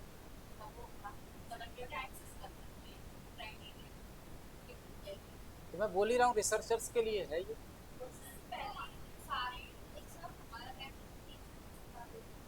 किसका? नहीं, देखो, आपको किसी न किसी ऑर्गेनाइजेशन से जुड़ा होना चाहिए, ठीक है? सबके लिए नहीं, कुछ के। अब जैसे स्वयं वगैरह है, स्वयं प्रभा है, एनपीटीईएल है, मूक आईटी है, ये सब क्या है? ये तो कोई भी एक्सेस कर सकता है। किसमें? कुछ जो कॉमन रिसर्च है थीसिस वो अवेलेबल है, सब नहीं, सब नहीं। अब आप रोबोटिक्स से लेकर पूरा उनका एल्गोरिथम निकालना चाहो और पढ़ना चाहो, तो वो अवेलेबल नहीं है। अगर रोबोटिक्स में कोई रिसर्च कर रहा है आईआईटी में, उसको अलाउ किया जाएगा कि वो रिव्यू कर सकता है इस चीज, ठीक है? बाकी चेक कर लेना एक बार गूगल पे।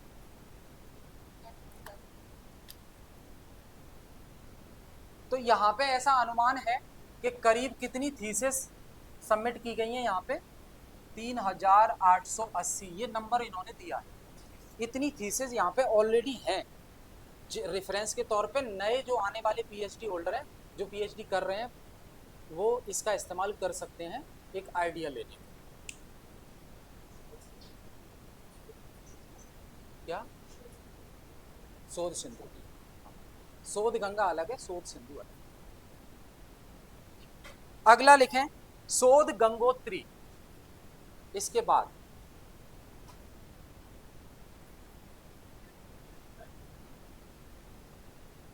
शोध गंगोत्री 2012, ये एक सेंट्रलाइज्ड डेटाबेस है। शोध गंगोत्री 2012 एक सेंट्रलाइज्ड डेटाबेस है। डेटाबेस का मतलब एक यूज रिकॉर्ड, बहुत बड़ा रिकॉर्ड, डेटाबेस। क्या होता है डेटाबेस में? हाउस ऑफ डेटा, हाँ। Use range of data stored in, किसमें? उस क्या बोला मैंने अभी? डेटाबेस, ठीक है। तो ये दो दो जो कोर सब्जेक्ट हैं उसमें हम स्पेशली देखते हैं इसको, एक तो कंप्यूटर साइंस वाले देखते हैं डेटाबेस को, और एक कॉमर्स वाले देखते हैं। अब कॉमर्स का ही एक एप्लीकेबल एप्लीकेशन बेस्ड एग्जांपल है, जैसे टैली।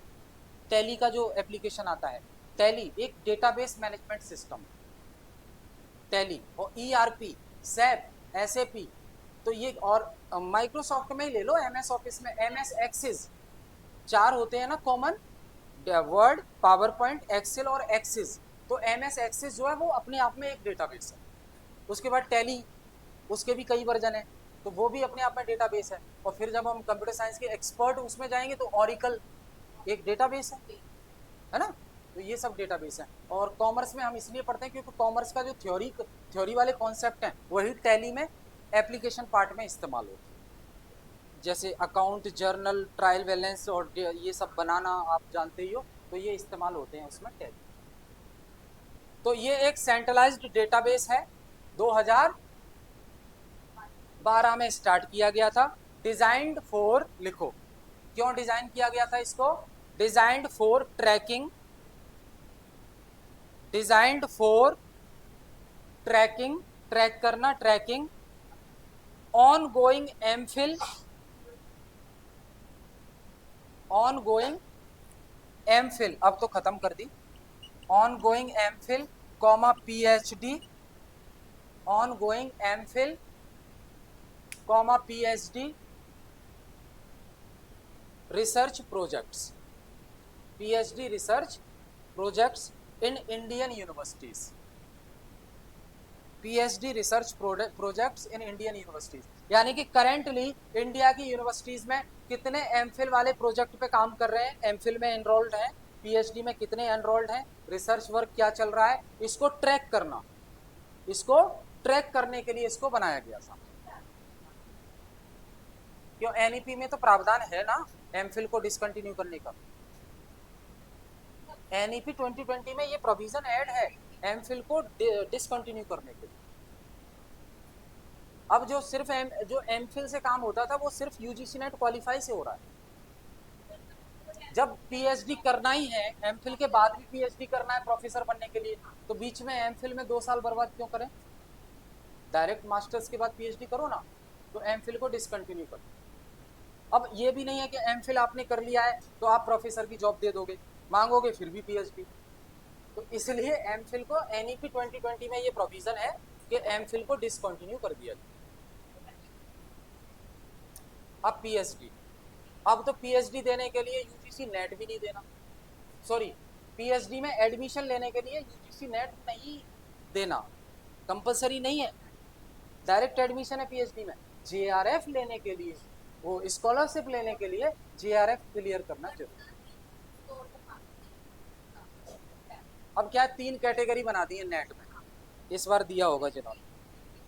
एक है जिनको टॉप रैंकर है उनको जेआरएफ मिल गया, और जो सेकंड रैंकर है वो यूजीसी नेट क्लियर हो गए, और एक और थर्ड थर्ड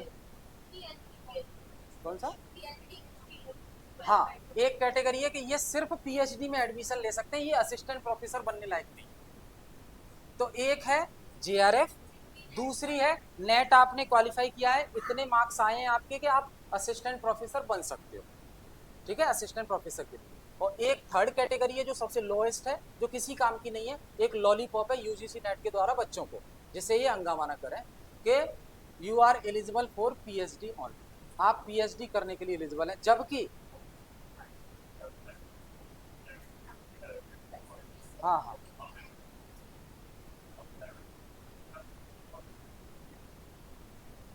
हाँ, मतलब जो थर्ड वाला इस, हाँ कैटेगरी,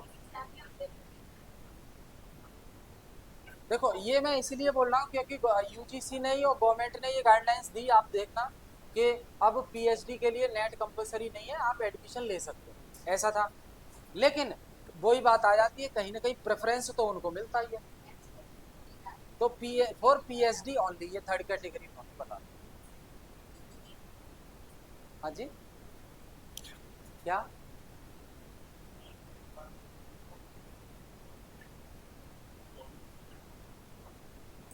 गवर्नमेंट कॉलेजेस में, और कुछ उसको कुछ टेस्ट या कुछ ऐसा इंटरव्यू ऐसा कुछ नहीं है?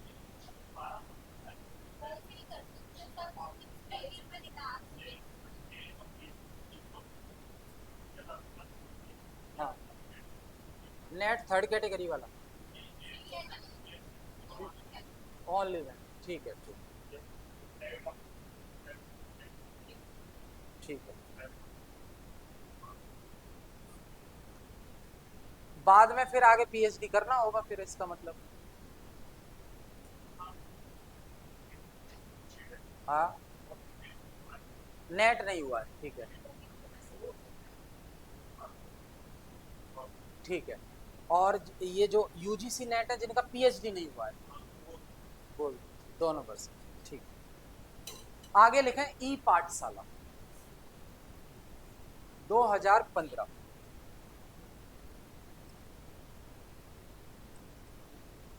ई पाठशाला 2015 हो गया। हाँ हाँ हाँ, ठीक है, ठीक है, हो गया, हो गया। ई विद्वान लिखो, ई विद्वान,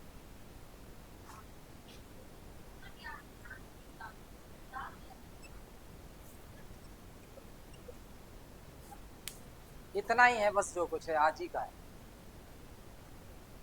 ठीक है। फिर आने वाले समय में इन्वायरमेंटल स्टडीज स्टार्ट करें।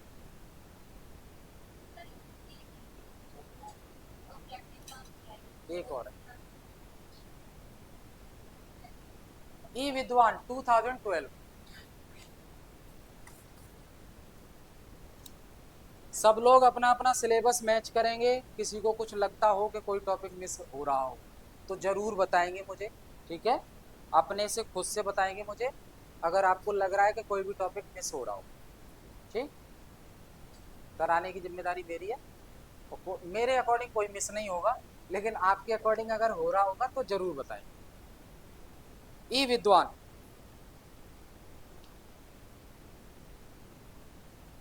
ये एक डेटाबेस है जो रिसर्चर्स, साइंटिस्ट और फैकल्टी मेंबर इनकी प्रोफाइल को स्टोर करके रखता है। ई विद्वान एक डेटाबेस है जो किसकी प्रोफाइल को स्टोर करके रखता है? डिजिटली, रिसर्चर्स की, साइंटिस्ट की और फैकल्टी मेंबर्स, इंडिया में जो टीच कर रहे हैं फैकल्टी मेंबर। तो it is a database that stores profile of profile of scientist comma researchers and faculty member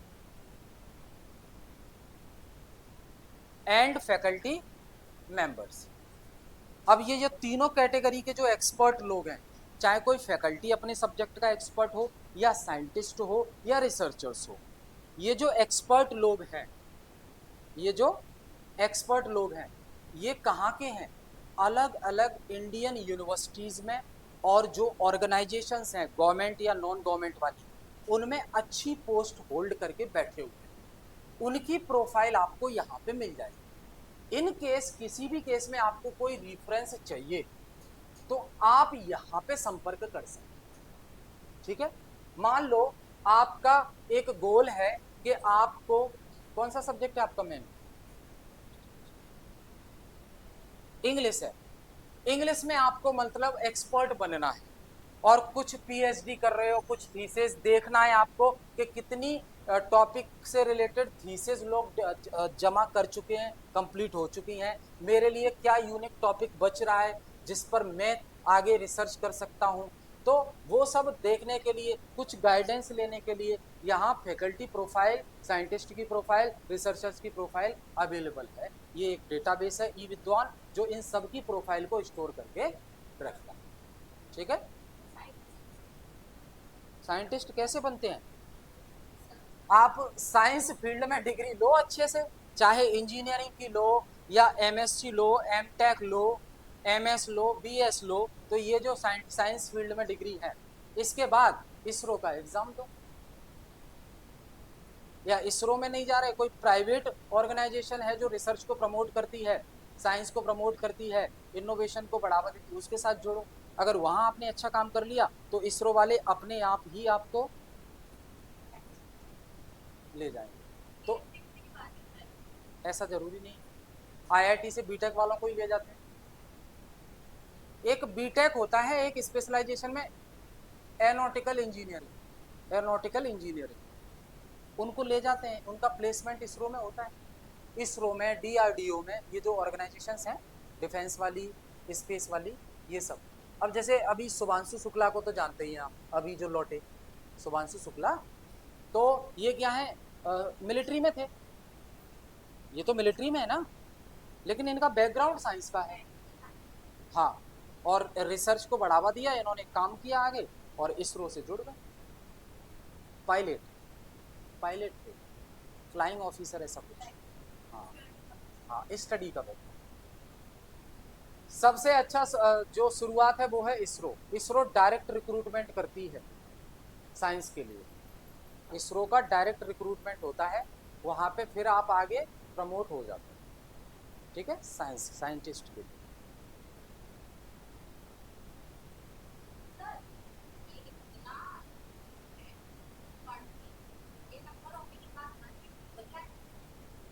मतलब हाँ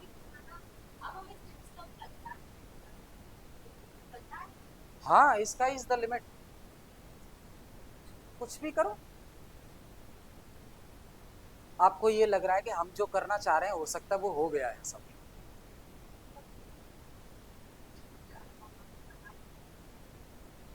पता है।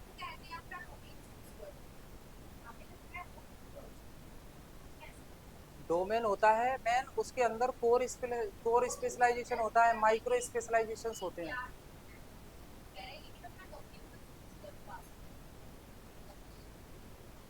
ऐसा कुछ नहीं है, कुछ भी खत्म नहीं होता, सब चलता रहता है, ठीक है।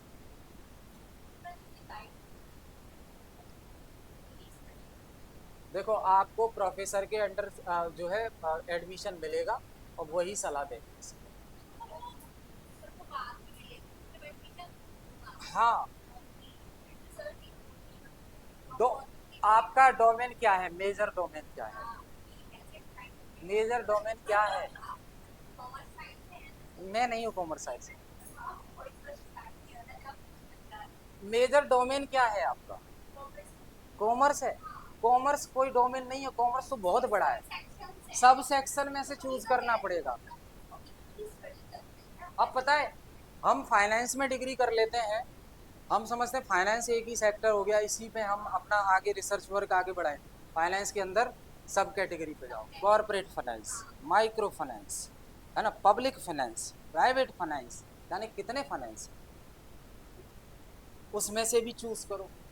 फिर उसमें इक्विटी में जाना है आपको, इसमें जाना है, या प्राइवेट कैपिटल में जाना है, फंड रेजिंग में जाना है, म्यूचुअल फंड में जाना है, क्या है, बहुत सारी चीजें हैं। अब आप अपने इंटरेस्ट के अकॉर्डिंग ही डिसाइड करोगे।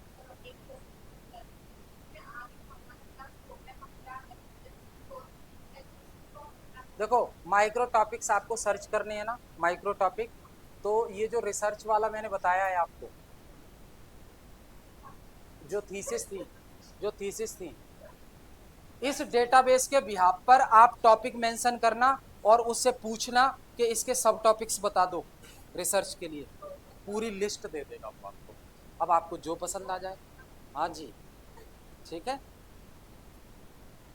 लास्ट लिख लो बस, digital initiative by IIT.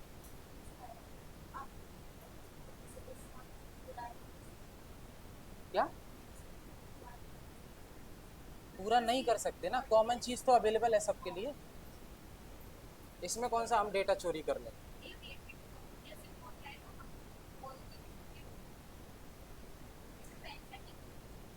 Digital initiative by IIT, last है, परेशान मत हो, जल्दी बस खत्म हो जाएगा, ये यहाँ तक आएगी ना तो खत्म हो जाएगा, ठीक।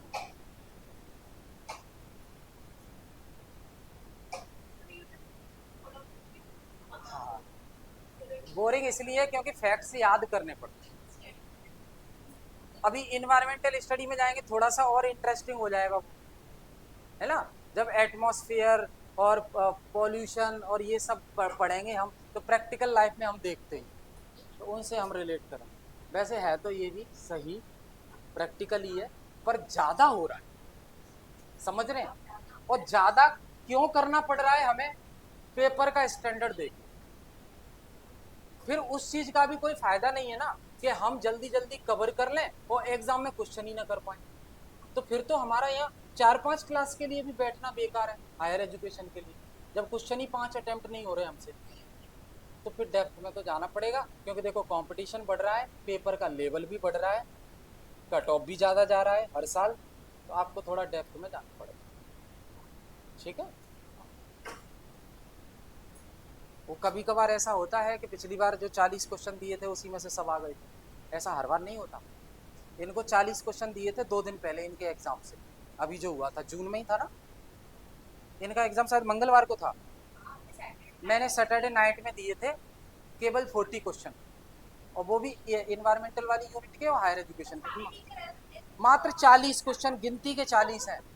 40 में से 10 क्वेश्चन आए थे, 5 ईवीएस में भी वहीं से आ गए और 5 हायर एजुकेशन में भी वहीं से आ गए, पर ऐसा बहुत कम होता है, हर बार नहीं होता, इस भरोसे कभी मत बैठना, पढ़ना डिटेल में ही ना, आ गए तो आ गए, हमें भी नहीं पता कि आ जाएंगे। ठीक है, पहला लिखो, digital initiative by IIT NPTEL.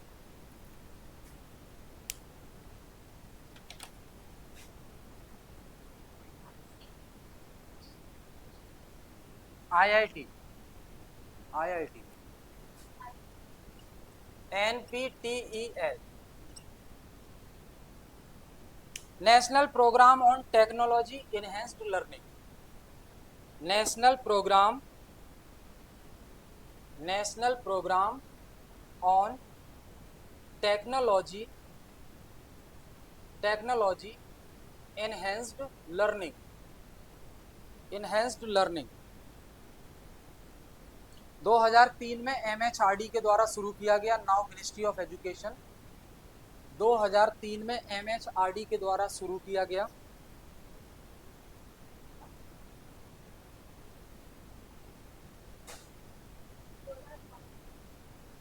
2003। अगर किसी भी देखिए, जो आप सब लोगों का लेवल है ना, ये बहुत बढ़िया है, इस लेवल पर अगर आप एनपीटीईएल का कोई भी लेक्चर देखते हैं, आपको बड़ी आसानी से समझ आएगा। एक चीज जो मैंने ऑब्जर्व की है, मैं भी एनपीटीईएल को बहुत दिनों से फॉलो कर रहा हूँ, लगभग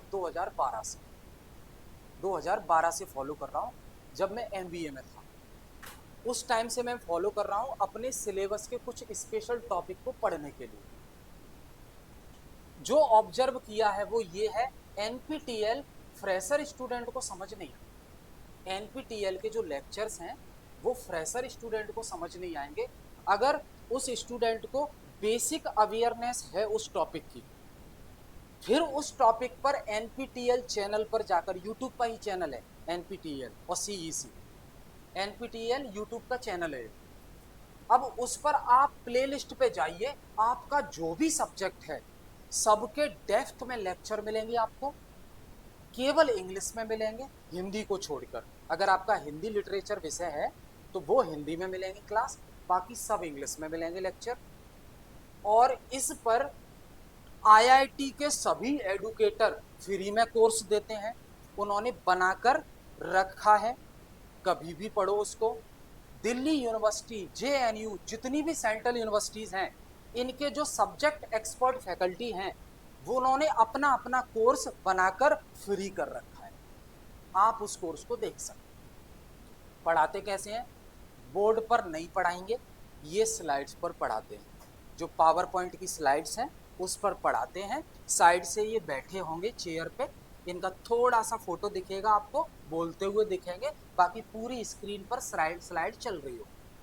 ठीक है, डेप्थ में जाते हैं बहुत, तो अगर बेसिक अवेयरनेस है सब्जेक्ट की जो कि आप सबको है, और इसमें अगर आप पर्टिकुलर टॉपिक को फोकस करते हैं, फॉर एग्जांपल आपका जो भी मेन सब्जेक्ट है, कॉमन के लिए ज़रूरत नहीं पड़ती, जो मेन सब्जेक्ट है आपका जिसमें आपको एक्सपर्ट होना है, उसमें अगर कोई टफ टॉपिक है उसको आप सिर्फ यूट्यूब पर पुट करें टॉपिक का नाम और आगे लिख दें एनपीटीईएल, अपने आप एनपीटीईएल का डेटाबेस में से वो लेक्चर निकल कर आपके सामने आ जाएगा, प्ले करके देखो। 1 घंटे का होगा, आधा घंटे का होगा या 1.5 घंटे का होगा, लेकिन वो डेप्थ एनालिसिस होगी उस टॉपिक।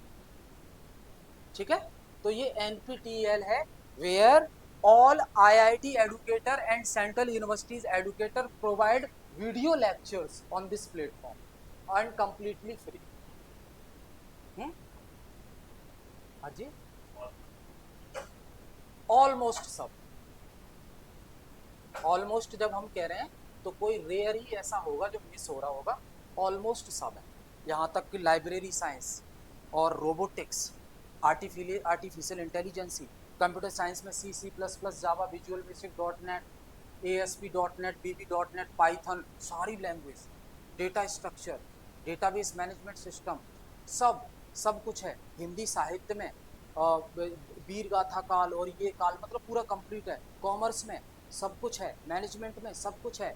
मैनेजमेंट इंफॉर्मेशन सिस्टम क्या होता है, सिस्टम एनालिसिस एंड डिज़ाइन क्या होती है आपका, जैसे पॉलिटिकल साइंस है, पॉलिटिकल साइंस में वेस्टर्न पॉलिटिकल थिंकर प्लेटो, एरिस्टोटल, मैकियावेली, जेरेमी बेंथम, जे रूसो और थॉमस हॉब्स, ये सब आएंगे आपको। कार्ल मार्क्स, सब। इंडियन पॉलिटिकल थिंकर में अरविंदो घोष से लेकर महात्मा गांधी, जवाहरलाल नेहरू, BR अम्बेडकर, सब। कंपैरेटिव पॉलिटिक्स, इंटरनेशनल रिलेशंस, है ना, पब्लिक एडमिनिस्ट्रेशन, लोक प्रशासन, इंडियन गवर्नमेंट एंड पॉलिटिक्स, सब। इकोनॉमिक्स में आओ आप तो micro economics, macro economics, econometrics जो मैथमेटिक्स वाली इकोनॉमिक्स होती है, सब कुछ अवेलेबल है। बस बेसिक पहले अलग से पढ़ना पड़ेगा, तब वो समझ में आएगा, क्योंकि वो टर्मिनोलॉजी को बहुत ज़्यादा डिटेल में एक्सप्लेन नहीं करेंगे। अगर वो टर्मिनोलॉजी का मीनिंग हमें पता है, पूरा फ्लुएंटली हम समझते जाएंगे। ठीक है, तो ये NPT फ्री है, यूट्यूब चैनल, वेबसाइट भी है इनका, तो वेबसाइट से ज़्यादा यूट्यूब पे एक्सेस करना ज़्यादा आसान। अगला लिखो, सेकंड। IITN नहीं, IIT educator and central university educator provides video lectures on this platform. और एक और चीज, एक ही सब्जेक्ट अलग अलग 10-10 लोगों के द्वारा बनाया गया है, तो अगर किसी भी टीचर का वो सब्जेक्ट पसंद आ रहा है उसे देखो आप, बाकी 9 का मत देखो। सबने फुल कोर्स बना रखे हैं। जैसे कॉमर्स की बात करें तो कॉमर्स पर 10 लोगों ने अलग अलग फुल कोर्स बना रखे हैं।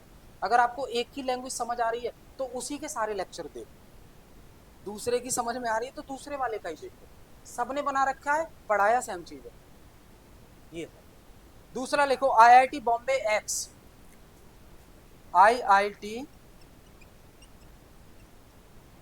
बॉम्बे एक्स, ये इनिशिएटिव है सेकंड, NPTEL के बाद second.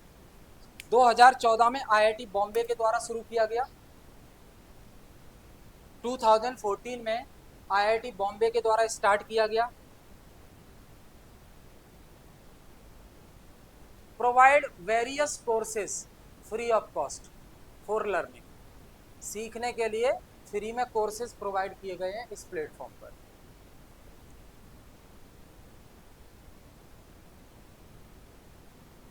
Various courses of different subject free of cost.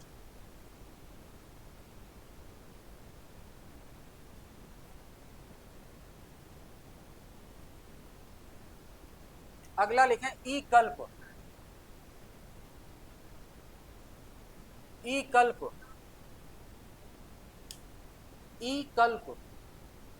2015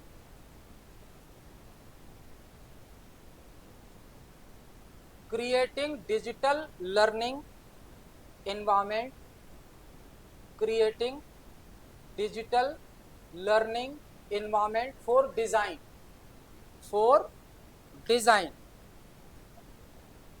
environment for design, यानी कि यहाँ पे डिजाइनिंग के कोर्स मिलेंगे आपको। ई कल्प मतलब डिजाइनिंग। जैसे अगर कंप्यूटर साइंस से है कोई यहाँ, कंप्यूटर साइंस, CAD और CAM का नाम सुना, कैड कैम, ये CAD कैड और CAM cam, computer aided designing और कंप्यूटर एडेड मैन्युफैक्चरिंग, है ना, यही होता है। तो ये कैड कैम, इसमें ना इंजीनियर जो होते हैं वो डिजाइन करते हैं, जैसे ये जो नट और बोल्ट लगाए जाते हैं ना, वो उनका शेप बनाना, और कोई स्क्रू है उसका शेप बनाना, कुछ गियर वाला पार्ट है वो, इनकी डिजाइनिंग की जाती है। तो डिजाइनिंग कोर्स सिखाने के लिए, डिजाइनिंग से रिलेटेड स्किल सिखाने के लिए फ्री में ये ई कल्प है, ई कल्प है, ठीक है। लिखो, started by MHRD, started by MHRD under national mission on education through ICT, NIMS NMEICT, इस मिशन के अंडर इसको शुरू किया।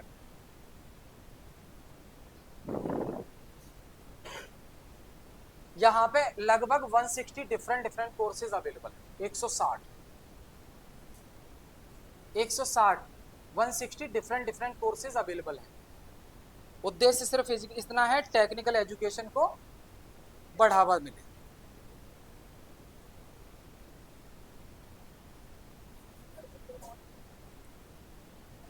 To promote technical education through digital learning, to promote technical education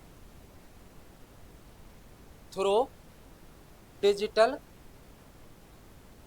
learning.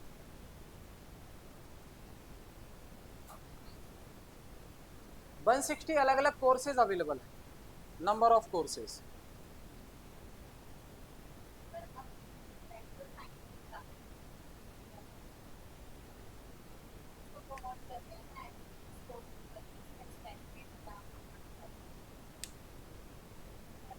क्या डिजाइनिंग का